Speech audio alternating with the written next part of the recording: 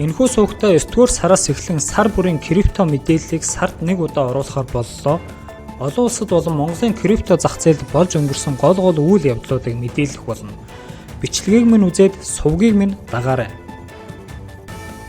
2025 оны 9-р сард Tether компани 9 тэрбум USDT шинээр гаргасан байна. Ингэснээр зах зээлийн үнэлгээ нь 174 тэрбум болжээ. 5 компани гаргасан XRP-гийн ETF хүсэлтийг хянаж эцсийн шийдвэр гаргах хугацаа нь ирэх 10 дугаар сарын 18-наас 25-ны өдрүүдэд дуусвар болж байна. Энэ оны 4-р улиралд крипто ETF нэвтрүүлтийн давалгаа эхэлж магадгүй гэж зарим экспертүүд үзэж байна.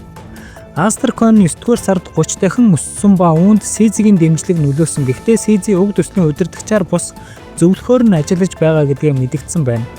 Aster нь DeFi төслүүдийн нэг бөгөөд нийт 8 тэрбум нийлүүлэлтээс 1.7 тэрбум нь зах зээл дээр нийлүүлэгдсэн байна.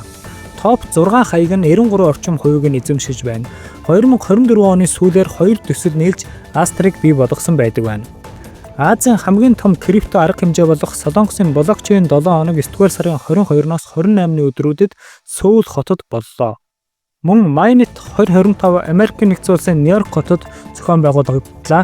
Крипто салбарын мэргэжилтнүүдийн цугларалт болдог бөгөөд тус салбарын ирээдүйн чиг хандах зохицуултын асуудлыг хэлэгдсэн байна. 9-р сарын 7-ны өдөр Эл Салвадор улс биткойныг албан ёсны мөнгөнд тэмдэгт болгосны 4 жилийн ой тохиолоо. Ethereum Global шинэ дийлээ 25 арга хэмжээ Энэтхэг улсын Дели хотод боллоо. Энэ нь Ethereum суурилсан төслүүд болон хөгжүүлэгчдэд зориулсан томоохон хакатон бэлддэг арга хэмжээ юм. Шинэ DeFi, NFT болон Layer 2 шийдлүүд тухайлбал Polygon эсвэл бусад Ethereum-ийн өргөтгөлийн төслүүдийн талаар танилцуулагддаг байна. Token 2049 Сингапур арга хэмжээ энэ улсад 9-р сарын сүүлээс 10-р сарын ихэнх хүртэл болж байгаа юм байна. 9-р сарын дундуур крипто зах зээлд огцон уналт үүсч нийт зах зээлийн үнэлгээнээс 160 гаруй тэрбумыг арчсан. 9-р сарыг улаан сарч гэж нэрлэдэг. Энэ удаагийн 9-р сарын бага зэргийн уналтыг зарим шинжээчид эрүүл цэвэрлэгээ хэмээн тодорхойлж хэд өндөр хэлбэлзэл докторгүй байдлыг арилгасан гэж үзжээ. Мөн нөгөө талаас энэ нь дараагийн саруудад эхлэх өсөлтийн суурь болж байгаа гэж харах шинжээчид байгаа юм байна. 2013 оны 11-р сард үүсгэсэн 12 жил идэвхгүй байсан биткойн хаягнаас нийт 400 биткойныг шилжүүлсэн байна. Энэ хэмжээний биткойн одоогийн ханшаар ойролцоогоор 45.6 сая $-тай тэнцэх бөгөөд түүний хөрөнгө нь энэ хугацаанд 830 дахин өссөн байна. Шилжүүлэлтийг хэсэгчлэн хийсэн бөгөөд нийт 27 хаяг руу шилжүүлсэн байна. Олон улсын банк хоорондын шилжүүлгийн систем болох SWIFT нь олон улсын төлбөр тооцоог Ethereum-ийн Layer 2 блокчейн сүлжээнд шилжүүлэх туршилт хийж байна. Одоогийн систем нь ихэвчлэн төвлөрсөн, багагүй цаг хугацаа шаардсан, дээрэс нь зардал өндөртэй байдаг байна. Michael Saylor-ийн удирддаг стратеги компани 2025 оны 9-р сард нийтдээ 7000 гаруй биткойныг худалдан авсан байна. Тэд одоогоор 640,031 ширхэг биткойн эзэмшиж байна. Казахстаны үндэсний банк нь 2025 оны 9-р сард эхлүүлсэн доктортой зоосны туршилтын төслийг Solana блокчейн болон MasterCard-тай хамтран хэрэгжүүлж байна. 2025 оны 9-р сарын байдлаар дэлхийн хүн амын 3 орчим хувь нь л биткойныг эзэмшиж байна. Бүс нутгаар нь ангилбал хамгийн их нь Хойд Америкт нийт хүн амын 4.9%, нь хамгийн бага нь Африкт нийт хүн амын 2.5% нь л биткойныг эзэмшиж байна.